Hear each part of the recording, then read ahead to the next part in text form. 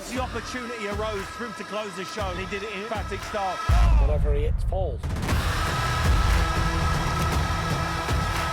UMAR AHMED, IFL TV, MTK Global, joined by current British heavyweight champion Daniel Dubois, looking to go Commonwealth champion as well. Before we talk about that, it's a nice little day here. A lot of youngsters here. See your man Bruno's here. Yeah, that's right. Since your recent success, you enjoying all these kind of things?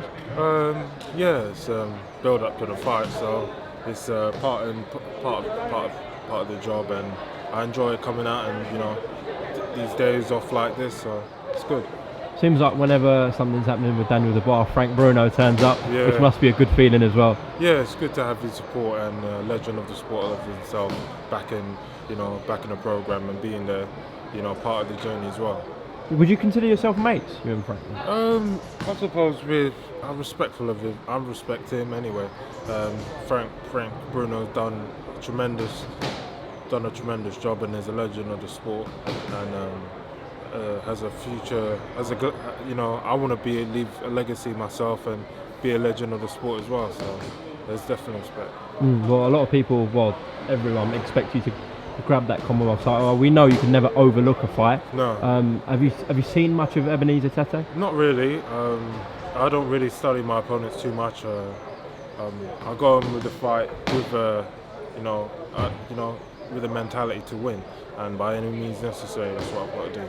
Well, you definitely impressed last time out against Nathan Gorman in what was built up as a 50-50 fight. Obviously didn't turn out that way. Yeah. Your jab was really the key that led you to get them right hands off, which is, I think people did overlook that. They saw you as kind of a one-trick pony, big puncher, but you have a world-class jab already. Yeah. Oh yeah, there's plenty more to show as well. But my jab is definitely something that's it sets me apart from other heavyweights, other fighters. So just when I put that into practice and put on show, then amazing things can happen, and as I showed on that night. Daniel, the names Derek Chisora, David Price have been put around your name. Are you gunning for them after Ebenezer? Whoever Frank puts up next, but if there's a few fights down the line, then there's definitely, I would be willing to take any of those guys on.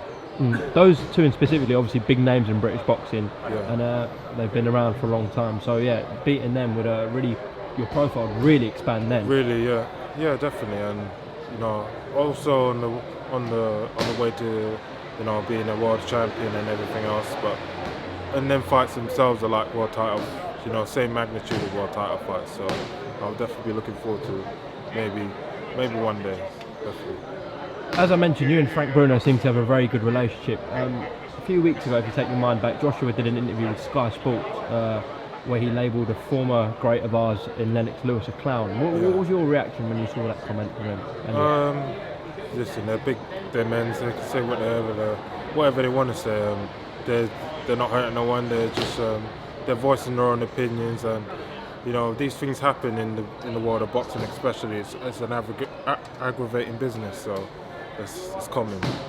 Were you surprised? Not really. No. Through my years of being in this game, I've seen a lot worse than just guys trash talking each other and whatnot. It's nothing. Fair enough. Did you watch Fury Wallen on the weekend? No, I saw a couple of the highlights. It looked like a battle, a very bloody battle, and Fury again came through it and still champ. It is what it is. Yeah, it was two terrible cuts. To be fair, that shows in whatever fight you go into, you never know what's going to happen in boxing. Like with you and Ebony, hope it doesn't happen, but you could get a really bad cut and then you'll have to battle your way through. You never know what's going to happen, to be honest. No, you have to prepare for everything possible can happen, and you prepare for the worst and hope for the best, so they say. So it's all about mentality going into your mindset going into the fight and being serious and business-like on the job. Absolutely, and nice to get back at the Royal Albert Hall. Yeah, definitely. It's a good venue. It's a very good venue, and it's a ring. Even though a ring's a ring, and wherever I fight, it's always going to be the same mentality for me. But it was a good atmosphere in the Royal Albert Hall. Daniel, we look forward to wish you the best of luck in grabbing that Commonwealth title, and then it's onwards and upwards for you there. Thank you. Cheers, Daniel. Top man. Thank you, man.